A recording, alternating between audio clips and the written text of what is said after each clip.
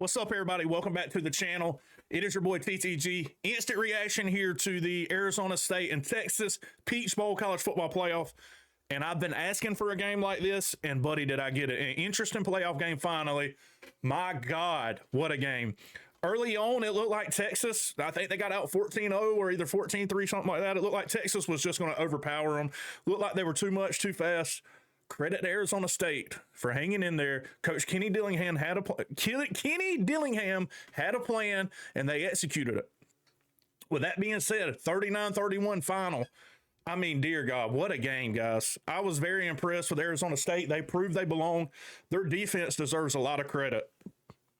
It could have been easy to fold it in and pack it up and head back to, I think they're in Tempe, head back to Arizona with your head between your legs. And yeah, they didn't do that. They played outstanding.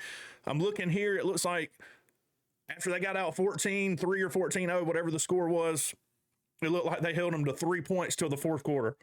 Insane. And then in overtime, they gave up 15, obviously. But, I mean, at that point, you're tired. Let's go through a few stats before I give my thoughts on the game.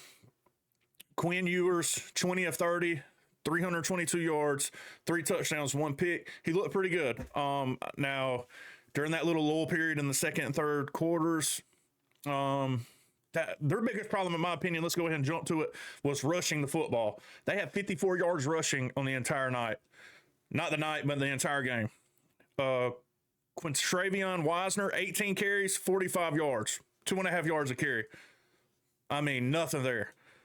Bolden, 1 carry, 5 yards. Jaden Blue, 4 carries, 4 yards. Quinn Ewers, 6 carries, 1 yard. I'm sure that includes some sack yardage as well. I mean, dude, they could not run the ball. I did not see this coming. Arizona State was able to shut down the run and make Texas rely on the pass alone.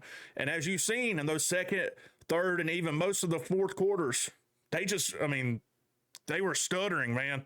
And credit to Arizona State, they come storming back. Let's look at some Arizona State, or let's look at the receiving, Texas receiving. Golden, fantastic game. It seemed like every time they needed a big play, they went to Golden. You saw in the 2-point conversion there late, they went to Golden. Great, he made some great catches. He had 7, 149, and a touchdown. Gunnar Hill, the pretty good tight end, 3 catches, 56 yards, and a touchdown. And then the other touchdown was DeAndre Moore for 2 catches, 25 yards, and a touchdown. So pretty good game throwing the football, I would say, for Texas. But if they run the ball like that next round against either Ohio State or Oregon, they're going to get beat. I promise you. They're going to have to play a near perfect game. They're going to have to play a near perfect game to beat either one of those teams regardless. So if they run the ball like that, they're going to get beat. They've got to figure out what the deal was in the run game and be able to run the football effectively. Arizona State, Sam Levitt, 23 of 43, 209 yards, no touchdowns. I don't know if they just didn't put the interception up there at the end. I don't know. But no touchdowns, no picks. Scatterbo passing a 42-yard touchdown pass. Scatterbo's a dog. Let's not get it twisted. Scatterbo did his thing. Nothing to hang his head about. One thing I will say is he looked gas. About midway through the third quarter, he started looking like he was out of energy. He was throwing up on the sideline. Looked gas. I don't know if he's sick or what. I've never seen him look like that. Like the commentator said, though, he doesn't play a lot of fourth quarters, so that could be something to look into. Scatterbo, 29 carries, 141 yards, 5 yards as a carry, 2 touchdowns. So against a really good rush defense. Not many teams rushed the football effectively against Texas. They did. Sam Levitt, 14 carries, 60 yards, 4.3 yards a carry. So he ran the ball pretty good as well. Receiving, this is where they really missed, what's the guy's name? Jordan Tyson. Arizona State really missed Jordan Tyson as a threat downfield on the outside that could really, stretch the field vertically. Scatterbo had 7 catches, 86 yards. So altogether, he had 220-something yards total offense. Well, 250 if you count the passing. What a game by Scatterbo, dude. He's a dog. Stop playing with my man. Malik McClain, sorry. 1 catch, 42 yards. Yeah, you see what happened. But as far as turnovers go, it looked like Wisner lost a fumble but didn't get recovered. No fumbles for Arizona State and the 1 pick to end it. So, and Quinn Ewers got picked off as well. So pretty even, pretty clean game, honestly. Now, there was one call that I was looking at. Do y'all think on the last drive of the fourth quarter for Arizona State, was that targeting? I think it was on, I can't remember. It was number 16 from Texas. I can't remember his name. The safety, I think, came up, laid a nice lick. He hit him with his head up, but the receiver was defenseless, and it was a blow to the head. I'm kind of a fan of not calling anything there. You don't want to make if it was obvious and blatant, then yeah, I would say call it, but it wasn't, in my opinion. I'm glad it was a no call. Let me know what y'all think in the comments on that no call. Moving along, my thoughts on the game. I was very impressed with Arizona State. Kenny Dillingham is a great coach. They had a great game plan. Scadabo's a dog. Sam Levitt's good. This program is heading in the right direction. What year is Scadabo? He's a senior, so I think this is his last year eligibility. But, man, they're good. That was a fun game to watch. What more can you ask for than to go to 2 overtimes, in a college football playoff game? I mean, dear Lord. What? There's nothing more you can ask for at all.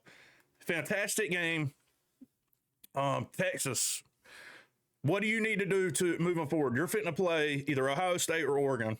2 very, very talented teams. You've got to be able to run the football. Today, the way you rush the football today, 30 carries, 54 yards is not going to cut it. I don't care which team it is. It's not going to cut it. Ohio State and Oregon are pretty good in the secondary as well, so you're not going to be able to rely strictly on Quinn Ewers and throwing the football. I was expecting to see some Arch Manning today too, especially if you were struggling to run the ball. You bring him in, maybe he gives you a spark in the run game. Apparently, I don't know what I'm doing though, so no, I was very surprised we didn't see more Arch Manning. But Sarkisian gets it done. I mean, I would never in a million years. I expected Texas to win, and especially after the first quarter, I expected them to win pretty handily. They came out and scored in 2 plays on offense. Before that, they got a 3 and out, I think. Their defense looked fantastic in the first quarter. Then you get the punt return for a touchdown. So within 3 plays, they were up 14-3. I don't know, man. Okay, maybe they didn't force a 3 and out first drive. I think Arizona State may have kicked a field goal first drive. I don't know. I can't remember. It's a blur. But man, that was fun. That's what college football, playoff football should be like. And I'm hoping this next game, I'm seeing Ohio State already scored and they got the ball back. So Ohio State, I'm telling y'all, if they come to play and play like they're supposed to, they're going to be tough to beat. But anyway, a short video here, just my instant reaction. Let me know in the comments what y'all thought of the game, and I'll give you another instant reaction after the Ohio State-Oregon game. Oh, and prayers for the family in New Orleans, for the families in New Orleans. That sucks, man. That really does suck. People are just trying to enjoy their new year, trying to go maybe catch a college football game today, and they had to postpone it because people just don't care about human lives, and it's sad. It's a sad state of America. I don't get political on my channel, so I'll leave it at that. Prayers for the families, prayers for everybody down there, prayers for the players that they get an opportunity to play in this game. I'm sure they are. I mean, they've already said it's on for tomorrow. So let's go watch this Ohio State game, and I'll see y'all after that one. Let's go.